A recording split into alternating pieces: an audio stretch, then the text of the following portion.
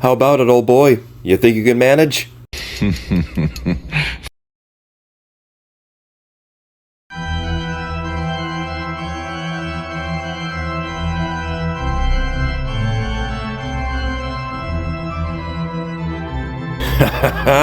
Glad to know those pipes ain't going rusty.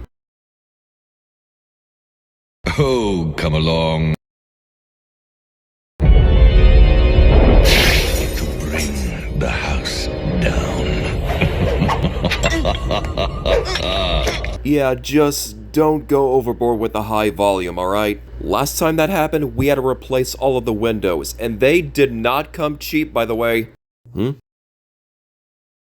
Hey, if it isn't my loyal viewers! Well, it is officially December, the season of giving, the time of year where you get to spend quality time with your loved ones. And as you can tell by the title of today's video, we're doing some festive theme aliens. So a couple months back, I did a video where I infused various aliens with the Hell element and made 7 representations of the 7 deadly sins as a result. This time around, we'll be doing something similar to that, infusing various aliens with a single element, but this time with the ice element. The reasons for that should be obvious. I mean, Christmas is in December, which is during the winter, which is full of ice and snow. It ain't freaking rocket science, guys. Absolutely. Well, old windbag, that's what we're gonna find out. Yes, that's kind of the whole reason why they clicked this video to begin with. Well, I'm just here to let you know there are a lot of people downstairs. Oh, we'll be right down. Give us 2 minutes. Right, too. Now, where have I heard that before? Anyways, let's get to what you guys came here for, huh?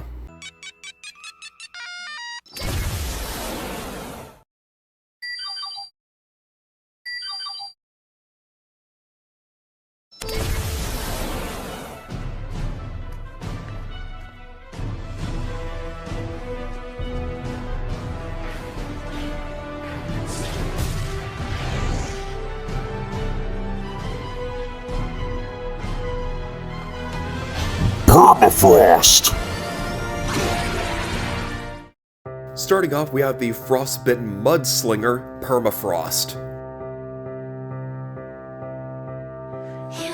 So if his design wasn't obvious enough, he is clearly designed after the fir tree, which are often used as Christmas trees. I also based him on the Pokemon Snover, which I will admit I used the color palette for this one. Unlike most trees, which tend to lose their leaves during autumn or winter, evergreen trees though, like the fir for example, tend to stay green year-round, no matter what season. So when I was designing this guy, a fir tree was the first thing that came to mind. He's basically just a walking, talking Christmas tree, without all the decorations of course. Now for powers and weaknesses. For retained powers, he practically has most of the same abilities that Swampfire has. I'll let you pause so you can read through it all. As far as new powers go, like all the other ice-based aliens on this list, he has cryokinesis, which allows him to generate and control ice. He can generate frost, he can create ice constructs, his breath can create powerful winds as well as freeze any objects to sub-zero temperatures. He has a cryokinetic touch, meaning that he can freeze just about anything he touches.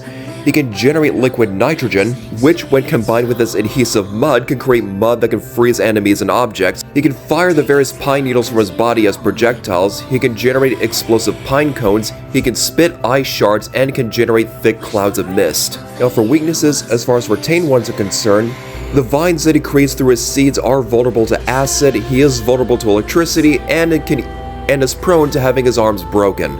For new weaknesses, his cryokinesis is not 100% effective, he is vulnerable to fire and heat as well as electricity, and he can be immobilized by ice, whether it be his own or from someone else. So yeah, this is one Christmas tree you ought to steer clear of, unless you want to be frozen solid in sub-zero ice.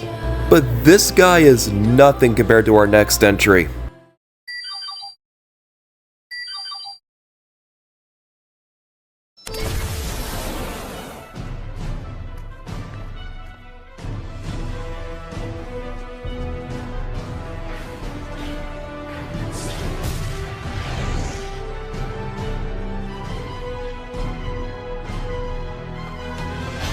Snowrilla!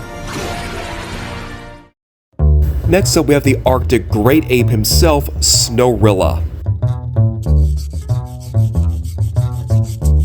So with Shock Squatch literally based on the Sasquatch, I figured I'd base Snorilla off of a similar cryptid, that being the Yeti, also known as the Abominable Snowman. Now, I know the Yeti doesn't really scream festive, well, unless you count Bumble from Rudolph the Red-Nosed Reindeer, though I didn't want to stop at just the Yeti. I also leaned towards another ape all in white, that being an albino gorilla named Snowflake. Raised in the Barcelona Zoo in Spain for most of his life, Snowflake was the only known albino gorilla to ever live.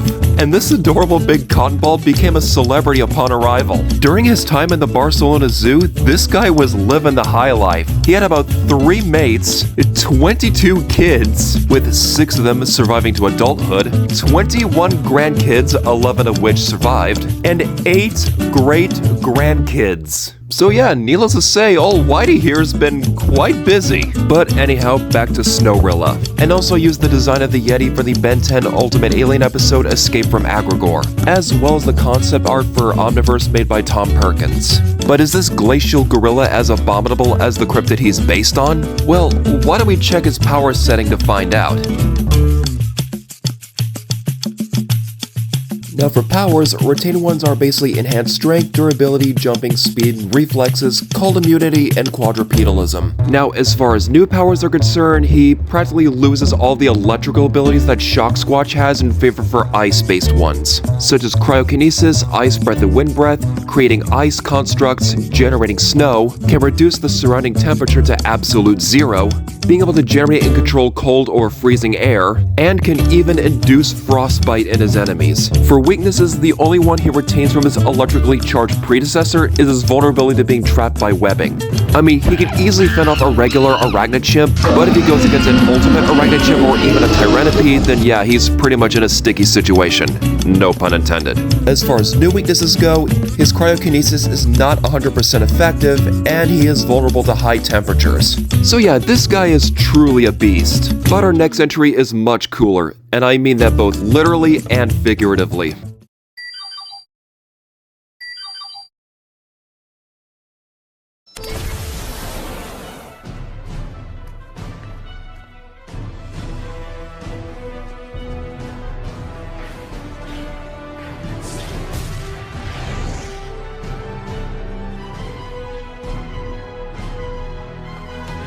Cold Front. Next up, we have the frosty fellow, Cold Front. Now, with a name like Jack the Freeze, you would assume this guy would have ice-based abilities, right? But no, instead, all this guy does is stopping time and ice skating. Well, he kinda looks cool, I guess. Now, granted, this is a non-canon alien, and I get that this guy is some kind of a joke or something, but me personally, I think this guy should have had some different abilities. Like, don't get me wrong, time stopping is a very cool ability, and as for ice skating, I'm not really sure that's considered an actual superhuman ability, that's more or less of a skill, but I digress. And although the wiki never states it, but I think this guy is supposed to be based on Jack Frost. So with Cold Front, I practically went full force with a Jack Frost theme. So for those who are watching and are unfamiliar, Jack Frost is basically a personification of the winter and cold. Very much like another fictional character I took inspiration from, that being Snow Miser, from the Christmas special titled The Year Without a Santa Claus, which you can clearly see in Cold Front's design, specifically the face. From the sharp nose, to the pointed ears, to even the hair that looks like it's made out of ice chunks. And of course, just like Jack the Freeze, he's also a very skilled ice skater, which of course leads us to his boots. Wow, really? Why's that? They look just like any old ordinary boots. Ordinary boots? Do ordinary boots have retractable ice skates? Or collapsible skis? No! Good! So shut up!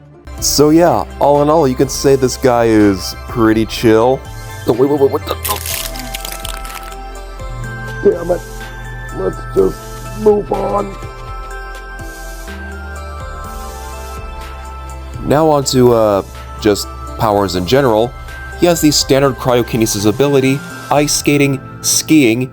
He is the embodiment of winter. He He has winter magic at his disposal. He has ice breath. He can generate ice constructs and generate snow. His very presence lowers the surrounding temperature. He can generate frost, freeze just about anything he touches. He can lower the surrounding temperature to absolute zero. He can create and control cold or freezing air. He can induce frostbite and can create blizzards. Now, as far as weaknesses are concerned, like the others we discussed so far, his cryokinesis is not 100% effective and is also very vulnerable to heat, but is also vulnerable to electricity as well. Hope y'all guys haven't been acting up so far, because guess who's coming for a visit? And it certainly isn't Santa Claus.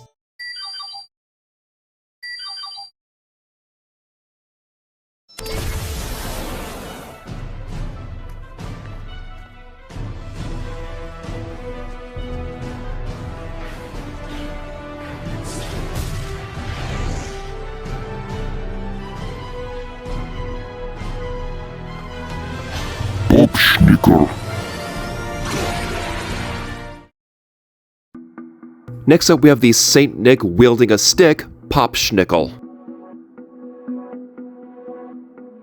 So just like Jack the Freeze, Kringle the Summoner is an alien that doesn't really have a lot going for him.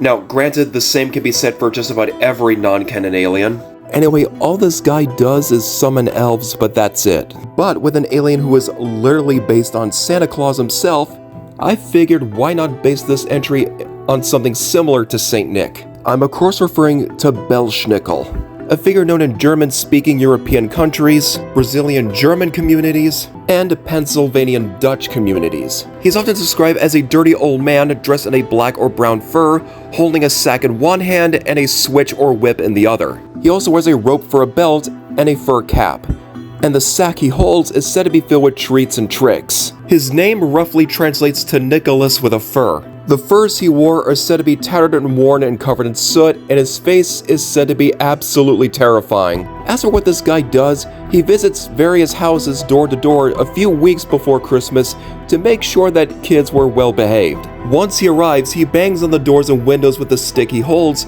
and asks these kids to sing him a song. And once he's let in, he tosses various candies and treats on the floor. Here's the fun part.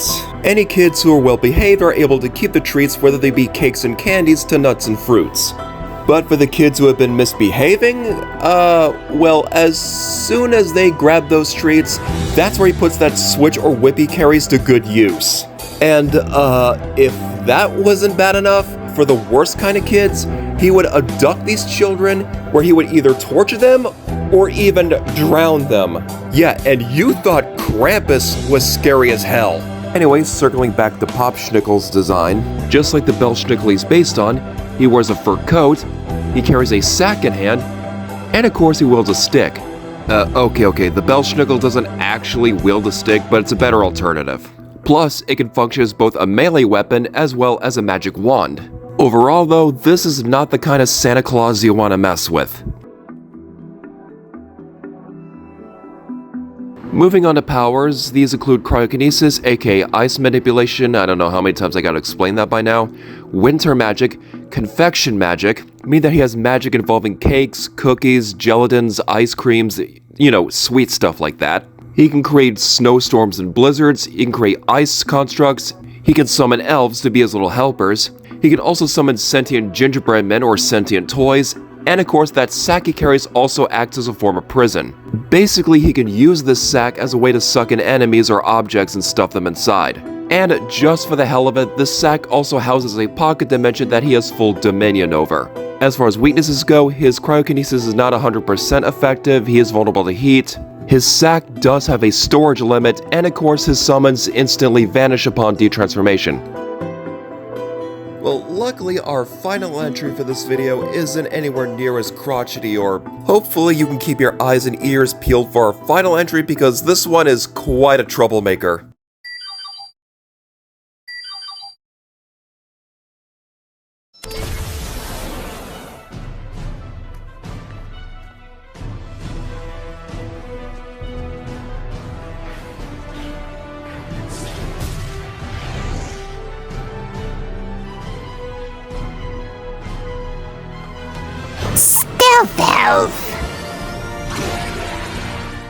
Last up for today, we have the little Christmas gremlin, Stealth Elf. So one thing to know about Jerry Rig is that he is based on the Gremlins. No, not those kind of gremlins. Those gremlins. Okay, maybe Steven Spielberg's Gremlins as well. I wanted to base this guy off of a similar mischievous little bugger, that being the elf on a shelf. Well, basically the elf on a shelf encourages good behavior in children during the Christmas season, but hey, who knows what these little guys are doing while we're not around. So while the elf on a shelf isn't as mischievous as a gremlin, for the most part anyway, another thing that I took inspiration from that is kind of as mischievous as a gremlin is the Icelandic Yule Lads. You see, according to Icelandic tradition, these guys would visit houses from December 12th all the way to December 25th. That's right, people get a visit from not one, but all 13 of these little dudes. For 13 days straight. And much like gremlins, the Yule Lads have their own mischievous traits. These antics can range from weird stuff like sniffing doors, to annoying shit like stealing meat or slamming doors, to more creepier stuff like peeping through windows, to even outright disgusting stuff like licking spoons or licking pots. And each night while these guys are around, it is advised for you to place a shoe on the windowsill. For any kids who have been good, they get candy.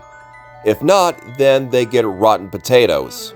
I swear I am not making any of this up. Anyway, with the appearance of a Christmas elf and the mischievous behavior of a gremlin and the Yule Lads, this is one little elf that Santa would not want working in his workshop. Now we move on to powers and weaknesses section. For retained powers, he practically has all the same abilities that Jerry Rig has, well, minus the tail. With new powers, these include cryokinesis, the ability to generate mist, invisibility, frost generation, and winter magic.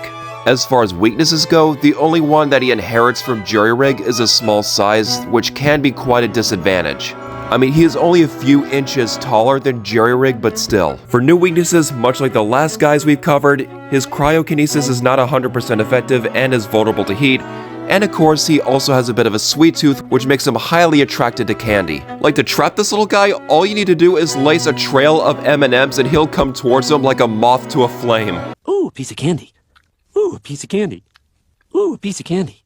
Ooh, a piece of candy. Ooh, a piece of candy. Ooh, a piece of candy. Ooh, a piece of candy. Ooh, a piece of candy. Ooh, a piece of candy. Ooh, a piece of candy. Ooh, a piece of candy. Ooh, a piece of candy.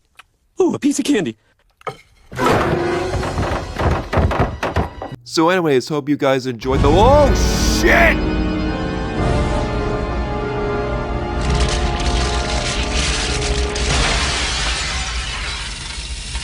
Damn it, Forte, what the hell did I tell you? Just so you know, you're paying for that. Well, I think I might. I'll just pick myself up and... Oh, what's this? Heavens, look! I'm bolted to the wall! You just count yourself lucky that that was the only window you— crap!